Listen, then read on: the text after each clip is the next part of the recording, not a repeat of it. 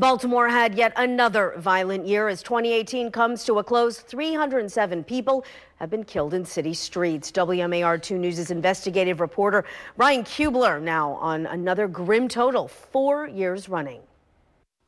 For the fourth year in a row, Baltimore will close another year with more than 300 murders. The interim police commissioner called that number 300 arbitrary, but it has been casting a very long and dark shadow on this city since 2015.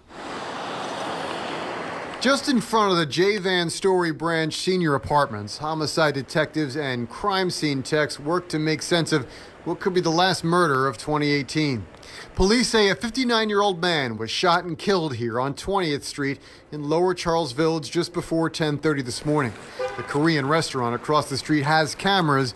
They said police were working with them to see if the system picked up any useful images. Either way, the victim is number 307, marking yet another year north of 300 killings. In recent press conference, interim police commissioner Gary Tuggle played down that grim milestone. I don't know where folks came up with this sort of arbitrary number of 300. What I will say is that whether it's murder number 1, murder 50, murder 100, or 200, we have an equal sense of urgency about all of them. But not since the late 90s has Baltimore posted a murder rate higher than 300 for 4 years in a row. Since the riots of 2015, the data shows a sustained increase in the level of violence and murder in Baltimore. This year, Baltimore will be slightly better than 2017, 10% lower or 35 less people killed, roughly. But it is important to remember that is coming off a historically violent high, a record-breaking year of 342 homicides. Still, the mayor's office and police say Baltimore is trending in the right direction.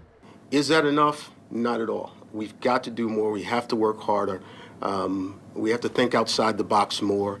But it's a step. It's a very small incremental step in the right direction. I have some of the qualifications and characteristics of someone that can move the department forward. Keeping the department moving in that direction may fall to Joel Fitzgerald, Mayor Catherine Pugh's pick to lead the BPD.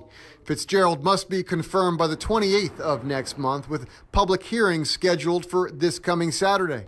If he gets the vote of the city council, the mayor says he will have her confidence in beating back the stubborn violence that has plagued Baltimore at record levels these last 4 years. In Baltimore, Brian Kubler, WMAR 2 News.